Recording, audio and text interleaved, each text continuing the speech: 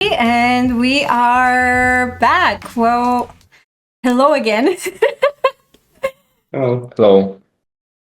Perfect. So, how do you enjoy this interview so far? How do you feel about me asking you all those questions? uh, keep on coming, I guess. We don't mind Okay. answering questions. All right. That's actually amazing. Because I was like, should I keep asking them more questions? Should I not? Because sometimes people do get a bit annoyed when they're like asked way too many questions. But I guess that's the whole sense of having an interview and discussion about your project. But I wonder, have you ever given interviews before that? Yes, actually, I think I did one interview, which was, I think, after we released the demo. It was for a podcast, though the name of the podcast totally escaped my head right now. And we've done a few like live interviews here in Bulgaria. I think we're not very like active on stuff like this, but we do try to respond in the Discord. Like Ren especially is quite active there. But I kind of feel like it's a nice way to further make your game popular out there. Like if you do a bit more network, show up on some like social events, gatherings, gaming events like that. To further expand and get a bigger fan base of possible people who will enjoy the game and of course get the product. Because that's Yeah. how business It's also usually like- works. Yeah, it's also about like connecting with the people that are in the community. Like Wolf has been asking a lot of questions. I can see. Because I prefer like interacting with the community like digitally, because like on live events, very few people can actually attend, and very often they're not going to be actually like people who are like they won't be there for the game itself. It's usually like a big event, and there's a lot of games, and people are there for the event. And those events are cool again, right? But if like in terms of engaging with the community, like just writing directly, I think, and or like the devlogs, I think, are great because we write about what we're doing and people give us feedback on that. I think stuff like that's great. Who helped you with the music? Like, do you have anyone that's producing the music? We don't have a dedicated composer. We just license the music. Although I do think it's there are these are very good pieces. We didn't just grab some random music. We actually had a very solid like mood board for what we want from the game, and sort of like an audioscape. So we went through a lot of tracks to find this. We just couldn't really afford a composer at the time. Like going forward, we'll probably be commissioning pieces at some point. We just haven't really gotten around to figuring out who, how, when this is happening. Yeah. How do you imagine it? Like going forward with the project, the music. How do you imagine things combining together? Well, like similarly how we picked this one out, like obviously we're going to go through the like whole mood board process again. We're going to try and get the composer on the same page with us. Obviously, when you have music composed for your game in specific, it can be like very well paced to your like gameplay, very well like the actual mood of it will reflect the direction you're going from much better. Right. And also like the instruments and whatnot. Yeah. Yeah, because you have to make it pretty close to the experience, whether you're about to die or like there is more waves of skeletons as we saw coming in, something to keep you on your toes. But yeah, who's doing the voice acting, or is it? We interviewed some voice actors, so we did a round of interviews. Mm-hmm. We picked, the ones that fit the roles, and we've been doing some, audio recordings. Then I've been cutting up the sounds, doing some mixing, and yeah, it's it's been very interesting working with all these people, and I like the end result. Yeah, if you want all the specific voice actors, they're in the credits, so you can see the names listed there.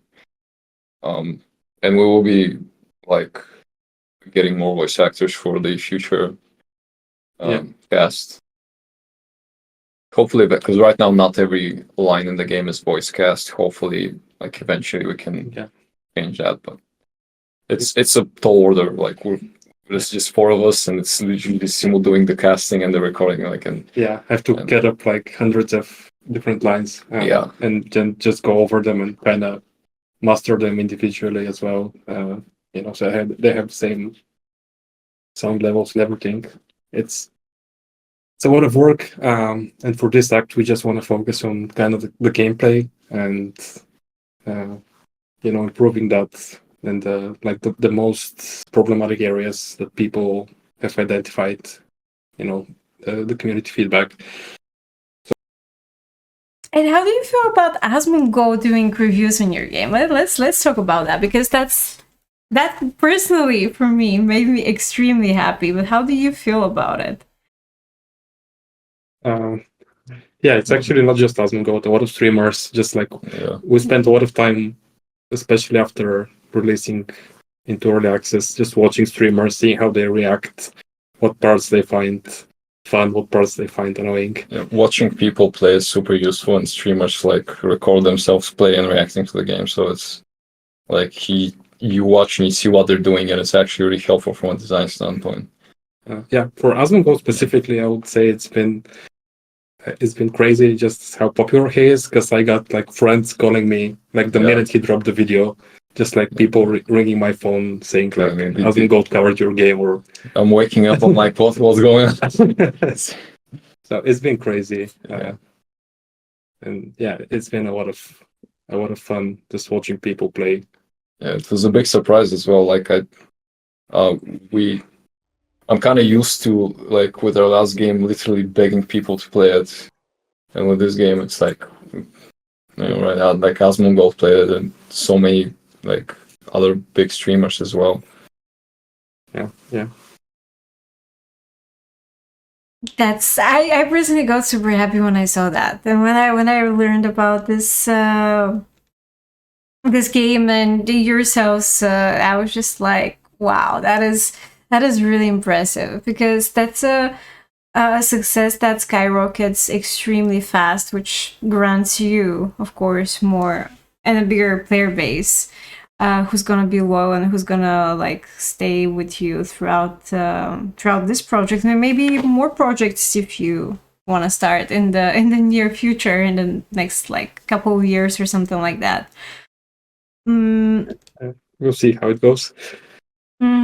Well, you never know. Mizzy had an interesting question about the game. What are your thoughts on finding publishers or funding for current or future projects? Do you have any concerns about that? Have you had any thoughts of how you want to proceed and move forward? We've had some offers. Yeah, I think we talked with a few publishers before the actual early access release. I'd say at this point, I guess if we're considering a publisher, it would be like for other platforms or something, like if we're doing ports. That's I think Steam is something we want to handle on our own, and like at this point, seeing as the game is already quite successful, we're not really worried about that. We can continue developing it, right? Because like one of the things you get with a publisher is like obviously funding is always outreach, but like we've already early access is kind of great for doing just that. So actually. Okay, all right. And when do you see the game being like out of early access? It beats me. I don't know, to be honest. We have some vague idea how many acts we want to do, but how much each act is going to take is like very very hard to pin down. I don't want to give any estimate because it's going to be wrong. So at least until the end of this year, we're going to be developing, and that's a given. That's a classic programming move. Yeah. Just saying like We'll get there when we get there. Yeah, this game was going to hit, like when we started development, it was going to be like 3 months to early access, but it took us like I don't know, 10, 11 months or something. So I'm not giving any estimates. Yeah, definitely. But you still need to have some sort of like time frame in your heads for how long you want or see this coming for, you know? Because it's kind of hard when you're just like 4 of you working on it, 5-ish. Do you think about expanding the team so things can move forward faster, or? Well, bigger teams doesn't always mean faster, because like the more people you have, the more management overhead. Like at some point you have to like coordinate those people, make sure communication is effective. And I'm personally not a fan of big teams. I like rather have a small team of people who are highly productive rather than just a large blob of people who don't know what they're doing. Yeah, we like, I guess the only expansion of the team we've done so far has been Simo.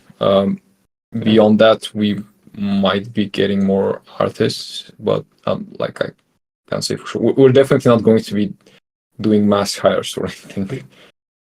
Totally makes sense. And do you have anything in mind that you can share without being a spoiler to your community about the game or about what's upcoming?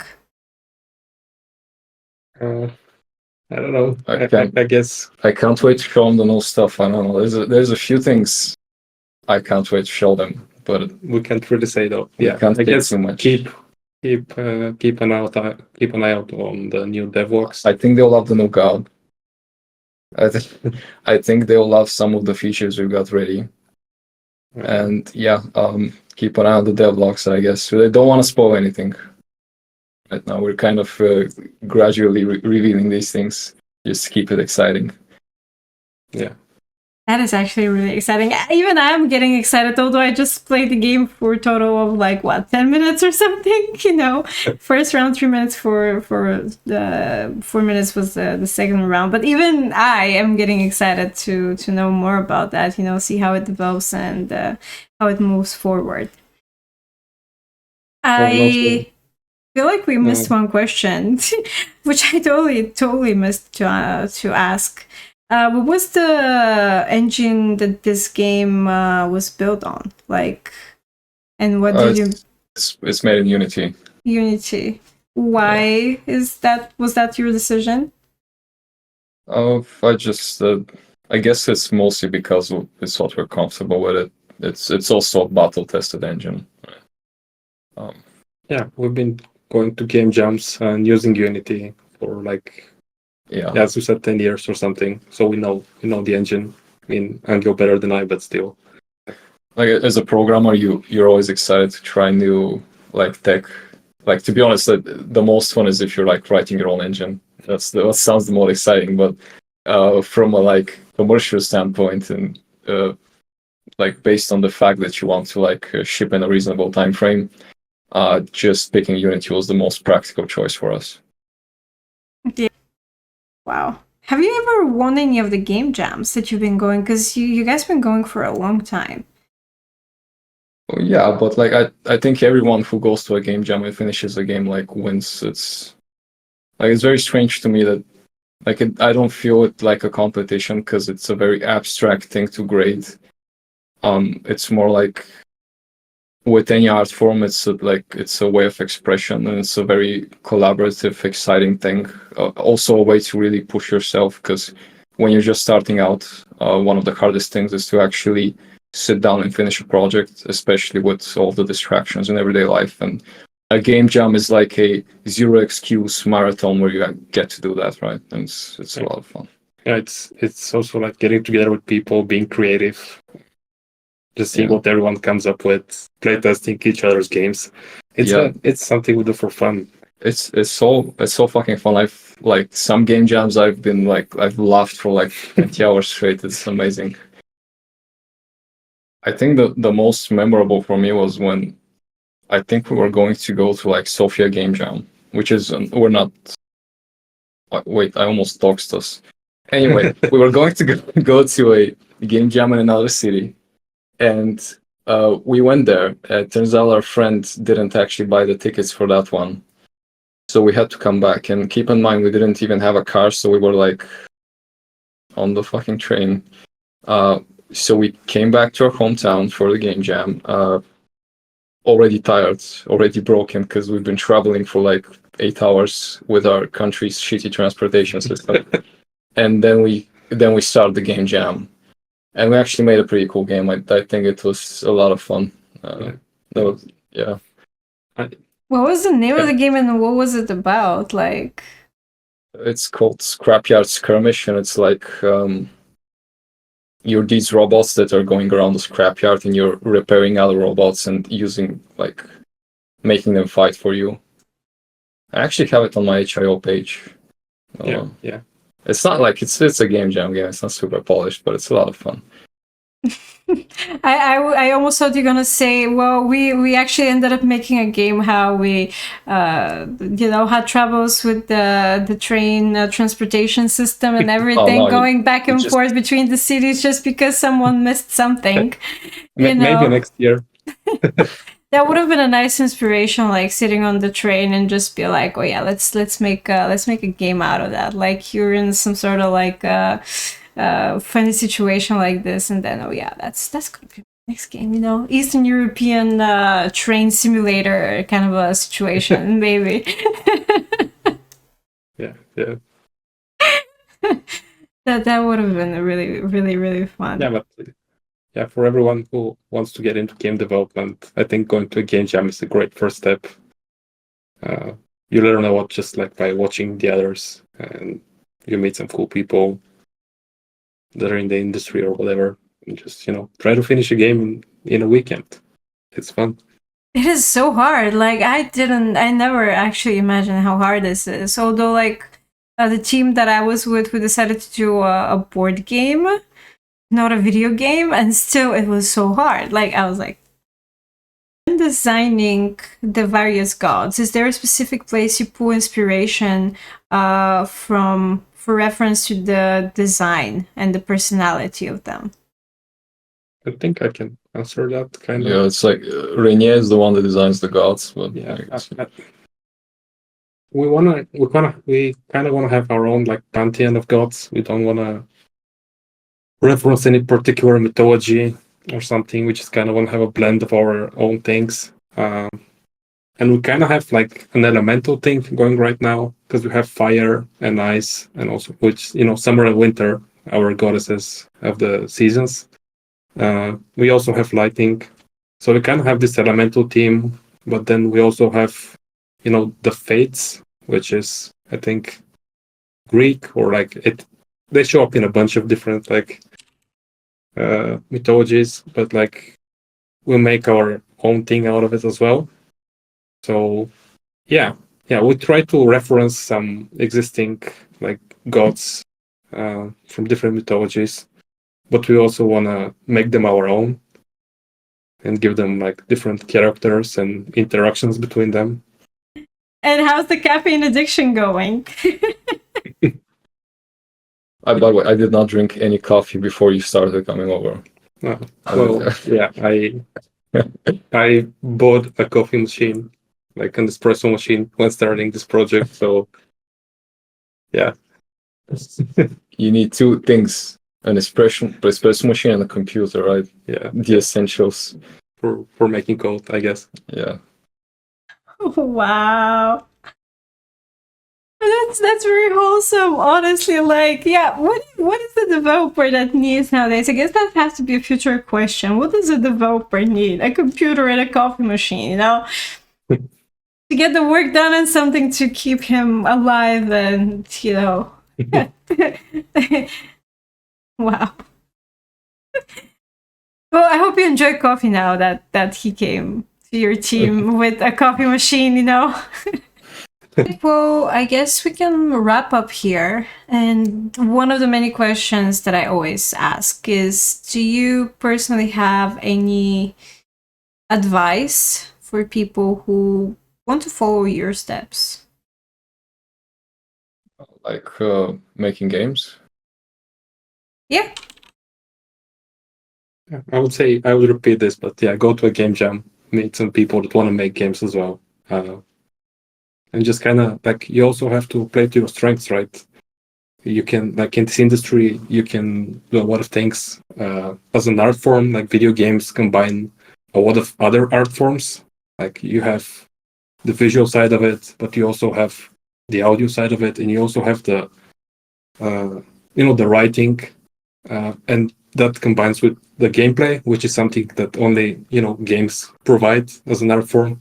So you have to know like what you wanna what parts of all these areas you wanna work on and excite you, and I guess start with that and just work at it.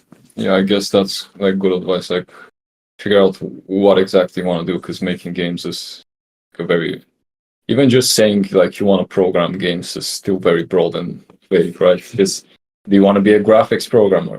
Do you want to do like gameplay programming, physics, networking, right? So like try to imagine how you would make games. Like also, what kind of team do you want to work in? Do you want to do like a small indie team? Do you want to be in a big AAA project? Yeah, games are quite big. Yeah, varied thing. like we do PC games, but like making mobile games is radically different, right? So the moment you figure out what you want to actually do is the moment you can start breaking that down and figuring out how you get there, right? All right. Well, thank you so much for answering all the comfortable and uncomfortable questions today live with me. Yeah. Thank you for having us. Yes, thank you. It was really a pleasure. Thanks for sharing all of your insights and thoughts. And I will personally follow up and see how this game is developing, because it's amazing, honestly. Like, and I feel proud to know people that achieved those kind of milestones in such a short time. Thank you so much once again for being my guests, and I'll see you around. Thanks for having us. Bye Bye-bye. bye.